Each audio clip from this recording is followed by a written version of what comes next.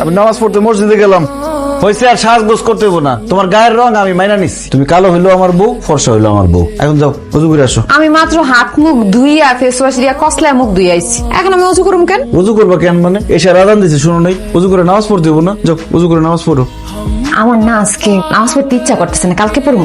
আজকে নামাজ পড়তে ইচ্ছা করতেছে না, খালি খাইতে ইচ্ছা করতেছে। খাওয়ার সময় তার কও না যে আজকে খাইতে ইচ্ছা করতেছে না, কালকে খাবো না। তাছাড়া তুমি যে আজকে রাতে বাঁচবা তার কোনো গ্যারান্টি আছে? আল্লাহ না করো আজকে রাতে তুমি মরে গেলা, তাহলে তো বেনামাজি হিসেবে মরবা। সেজন্য এখন এই মুহূর্তে নামাজ পড়বা, যাও। নামাজ কেমনে পড়বো? শাড়িটা তো আধোয়া, আধোয়া শাড়ি পরে কি নামাজ পড়া যায় বলেন? তো এটা ধোয়া শাড়ি হইলে একটা পরিষ্কার শাড়ি পরে নামাজ পড়ো।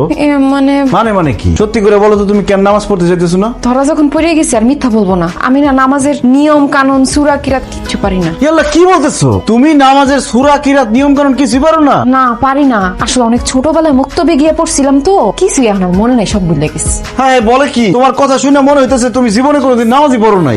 তুমি আমারে বলছো যে তুমি কোরআন তেলাওয়াত করতে পারো, কিন্তু তুমি সূরা কিরাত নামাজের নিয়ম কানুন কিছুই পারো না। তুমি আমার মিথ্যা কথা বলছো না? আমি তোমার উচিত শিক্ষা দেবো, দেখো।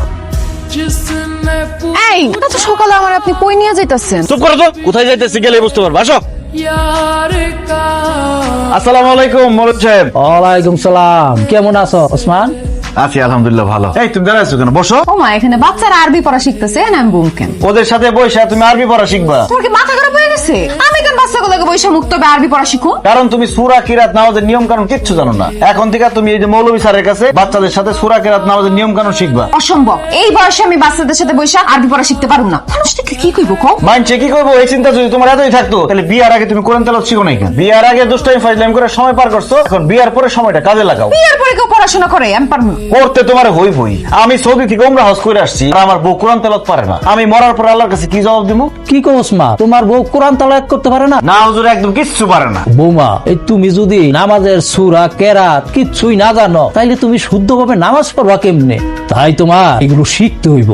শোনো, শিক্ষার কোনো বয়স নাই। শেখার কোনো বয়স না থাকলে আপনি শিখেন, আমারে কনকে? এই তুমি কিন্তু বেশি বাড়াবাড়ি করতেছো। বাড়াবাড়ি তো তুমি করতেছো। তোমার কত বড় সাহস, তুমি মৌলবীর মুখে মুখে কথা বলো। হুজুর কিছু মনে না করে একটু ব্যর্থ জানতো। এখন যদি পড়তে না বসো, এই বেদ দিয়ে বাইরে একদম সাফা করে ফেলাম। হুজুর আমার বউরে যেভাবে হোক আরবি শিখাই দিবেন। তুমি কোনো চিন্তা করো না ওসমান। ঠিক মতো পড়ো। কি হইছে বৌমা, সে তখন থেকে কান্তাছো? আমার কান্দুম না তো কি করুম? আপনার পোলা কি করছে জানেন? ভোরবেলা আমারে মুক্তবে লয়ে গেছে ছোট ছোট বাচ্চাগুলোকে আরবি পড়া শিখতে। ছোট ছোট পোলা ব্যান্ডে আমার দেখে কেমন হাসাহাসি করতেছিল। হাসাহাসি করছে, খুব ভালো করছে। তাও যদি তোমার শিক্ষা হয়, শিক্ষা হইয়া কোরআন তেলাওয়াতটা ঠিক মতো শিখো। এ কি মা, তোমার ঘরে ছেলের বউ থাকতে তুমি এই বয়সে এত কষ্ট করে রান্না বান্না কেন করতেছো? তোমার সব কষ্ট করতে হইব না। বকুল তুমি রান্না করো। কি আমি রান্না করুম? অবশ্যই তুমি রান্না করবা। তুমি যদি রান্না না করো তো বিয়ার পরে কি এই বাড়িতে তুমি ফ্যাশন শো করতে আসছো? মানে আমি কিভাবে রান্না করুম? আমি তো রান্না করতে পারি না। রান্না করতে পারো না মানে? এই তুমি জানো না গ্রামের সব মেয়েরা রান্না বান্না করতে পারে? বিয়ার পরে শ্বশুর শাশুড়ি জামাইরে রান্না করে খাওয়ায়, রান্না শেখো না কেন তুমি? আমি আমার আব্বা আমার অনেক আদরের মেয়ে তো, আমার আব্বা আম্মা কোনোদিন আমার রান্না করে ঢুকতে দেয় নাই। আদর দিয়ে বান্দর বানাইছে তোমার বাপ মাই, তাই না? রান্না বান্না তুমি পারো আর না পারো, আজকে থেকে তুমি এই বাড়িতে সব রান্না বান্না করবা। এই ওসমান, তুই এগুলো কি কস? বৌমা রান্না পারে না, বৌমা কেমনে রান্না করবো? আমি রান্না করতেছি, তুই তা তো। না মা, তুমি রান্না করতে পারবে না। ও যেমন রান্না করতে পারে তেমনই রান্না করবো, নিজে রান্না করে নিজে খাইবো। বসে আছো কেন? রান্না করো। আমি রান্না বান্না করতে পারবো না। আমি রান্না বান্না করলে আমার হাত পা কালো হয়ে যায়।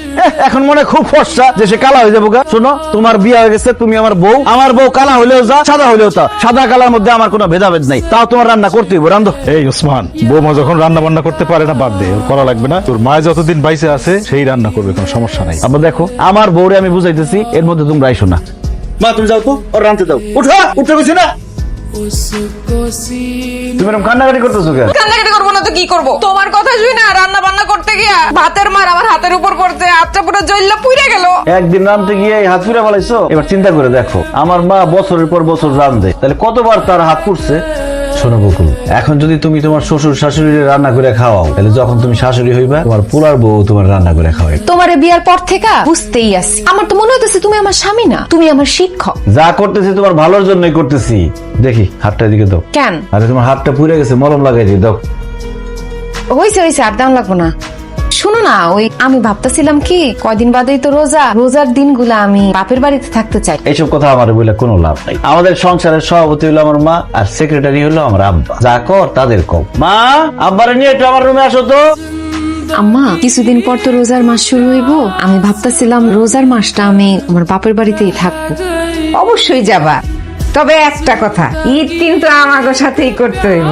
অবশ্যই আম্মা, আপনাদের স্যার আমি ঈদ করতে পারি। তুই এক কাজ কর, বৌমারে নিয়ে কাল কি শ্বশুর বাড়িতে যা। তুই তো এখনো শ্বশুর বাড়িতে যাস নাই, আর ওই তোর শ্বশুরের লাইব্রেরির ব্যবসা, তোর সমন্দির সুরমা আতরের ব্যবসা, এগুলো দেখে আইলি। ঠিক আছে আব্বা। বকুল, তুমি কেমন আছো বকুল? কতদিন পর তোমার চেহারাটা দেখলাম। তোমার বিয়ের পরে আমি কতবার কল দিছি। আচ্ছা বকুল, তুমি আমার একটা বার কও আমার কি অপরাধ ছিল? কি বলতেছেন আপনি? আমি কেমনে জানবো আপনার কি অপরাধ? নাটক কইরো না। কেন তুমি আমার জীবনটা নিয়ে সিনেমিনি খেললা? এসব আপনি কি বলতেছেন? আপনার সাথে কি তার প্রেমের সম্পর্ক ছিল নাকি?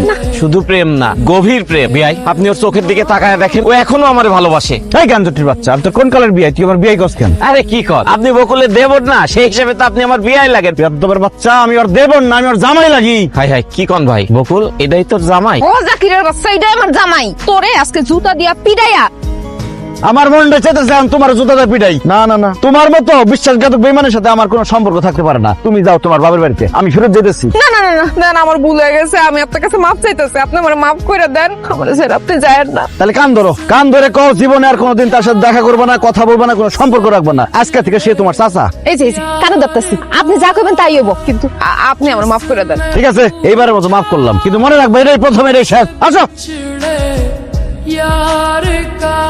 আব্বা, কি ব্যাপার আব্বা? আপনি এরকম অসহায় নিরীহ লোকটারে মারতেছেন কেন? একটা বেয়াদবি করছিল।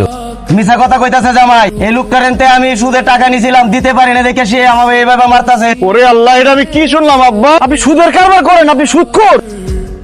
কি ব্যাপার, গন্ধ কিসের? চুলাই কি জানি দিছো না আব্বা? পুড়তাছে কি জানি। গন্ধটা ভালো মনে হইতেছে না। ইয়া ভাই, আপনি এসব কি খাইতেছেন? আরে উসমান, কেমন আছো? রাখেন আপনার ওসমান, আপনি কি খাইতেছিলেন সেটা বলেন। বসে বসে সিগারেট খেতেছিলাম। আমার সাথে মিথ্যা কথা বলেন না মিয়া ভাই, সিগারেটের গন্ধ আমি খুব ভালো করে চিনি। আপনি কি খাইতেছিলেন সেটা বলেন। গাঞ্জটি আবার কি খাইবো? হাই হাই রে, এটা আমি কি শুনলাম? আমার বউয়ের বড় ভাই নাকি গাঁজা খায়, নেশাখোর। না আবার কিছু হলে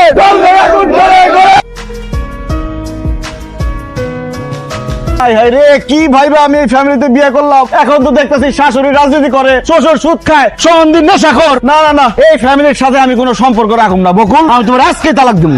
বাবা, এটা তুমি কি কইলা? আমার মেয়ের এত বড় সর্বনাশ করো না। ওসমান ভাই, আমার বোনদের তুমি এত বড় শাস্তি দিও না। দেখেন, আপনার সাথে যেহেতু আমার বিয়ে শাদী হয়েই গেছে, আমি আপনার সাথে সংসারটা করতে চাই। আপনি আমার তালাক দিয়েন না। ঠিক আছে, আমি তালাক দেবো না, কিন্তু আমার একটা শর্ত আছে। আম্মা, এইসব মিছিল মিটিং বাদ দিতে হইব। আর আব্বা, আপনার সুদের ব্যবসা ছাড়তে হইব। আর মিয়া ভাই, আপনার নেশা ছাড়তে হইব। যেহেতু তুমি সুদের কারবারি ব্যবসা পছন্দ করো না, আজকে থেকে আমি এই ব্যবসা ছেড়ে দিলাম। আমি রাজনীতি ছেড়ে দিলাম। আমি আর কোনোদিন ওই নেশামেশার মধ্যে নাই। ঠিক আছে, আপনারা যা যা বলছেন সব মনে রাখেন। কালকে থেকে পবিত্র মাহে রমজান শুরু হইতেছে। আল্লাহ যদি আপনাদেরকে হেদায়েত করে, আপনাদের সবকিছু কবুল করে। আমি তো মইরা যাবো রে, আমি তো খিদা সহ্য করতে পারি না। আম্মা, আমি একটা কাজ করি। রান্নাঘরে তালা দিল কে? রান্নাঘরে তালা আমি মারছি। রান্নাঘর খোলা থাকলে শয়তানে তোমাকে লাড়বো ছাড়বো। আমি থাকতে রোজা কাউরে ভাঙতে দিব না। জামাই বাবাজি, রোজার দিনে তুমি দোকানে আসছো কেন? আমি এখানে কি করি সেটা পরে কইতেছি। তার আগে আপনারা কোন, আপনাকে দুজনের হাতে রুটি কেন? এই রুটি কেন? আমরা যে রোজ হাই জিনিসটাই ভুলে গেছি। এই যে দেখো না, এর লেগে তো মনের ভুলে রুটি গলা হাতে নিয়ে বসে রয়েছি। ভাইজান, মিথ্যা কথা কইবেন না। আপনারা ইচ্ছা করে খাওয়ার জন্য এই রুটি নিছেন। আব্বা, আপনার কি বয়স কম হয়েছে? সারাটা জীবন তো খাইয়েই আসছেন। এই রোজার দিনে আল্লাহরে খুশি করার জন্য কি রোজাটা রাখতে পারবেন না? এই রোজার দিনে দিনে দুপুরে আপনার পুলারে নিয়ে এসে দোকানে বসে বসে খাইতেছেন। আপনি লজ্জা করতেছেন না? রোজা রাখা অভ্যাস নাই তো। অভ্যাস না থাকলে অভ্যাস করতেই হইব। একবার অভ্যাস হয়ে গেলে দেখবেন আর কষ্ট লাগতেছে না। আর সারাটা দিন রোজা রাখার পরে ইফতারের সময় যে আনন্দ, সেই আনন্দটা বুঝতে পারবেন আব্বা। সি সি সি সি, আব্বা, আপনি আমার কথা দিচ্ছেন আপনি আর কোনোদিন সুদের কারবার করবেন না। এরপরেও আপনি রোজা রমজানের দিনে সুদ খাইতেছেন। দেখো জামাই, এটা আমার ব্যবসা, এটা আমি ছাড়তে পারবো না। সুদ কোনো ব্যবসা হইতেই পারে না। সুদ খাওয়া হারাম।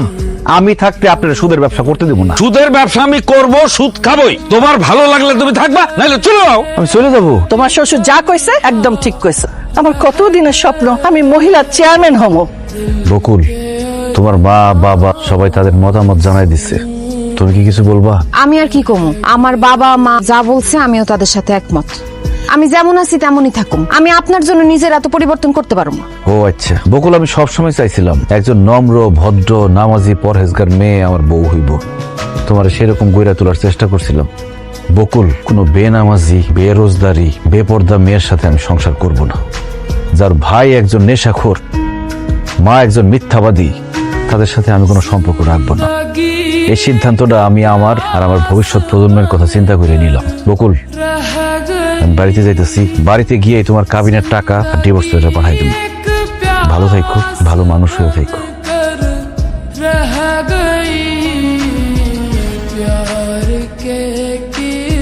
বকুল, তুমি এত রাতে আমাদের বাড়িতে আসছো কেন? আমি আমার স্বামীর কাছে আইছি, স্বামীর সাথে সংসার করতে আইছি। তুমি কেমনে আমার লোকে সংসার করবা? আমি যেমন বউ চাই তুমি তো তেমন হইতে পারবো না, আর আমি তোমার জোর করে আমার মনের মতো বানাইতেও চাই না। আপনার জোর করণ লাগবো না, আমি নিজের থেকে আপনার মনের মতো বউ হবো। আপনি যেভাবে বলবেন আমি সেইভাবেই চলব। বিশ্বাস করেন, আপনি আমার বাড়িতে রাইখা আসার পরে আমি বুঝতে পারছি আপনি খুব ভালো একটা মানুষ। আপনার মতো একটা ভালো মানুষের সাথে যদি আমি সংসার করতে না পারি তাহলে তো আমার জীবনটাই বৃথা। আমি তখন বুঝতে না পারলেও আপনি চলে আসার পরে বুঝতে পারছি আমি আপনার সাথে সংসার করতে চাই। মরণের আগ দিন পর্যন্ত আপনার হাত ধরে বাঁচতে চাই।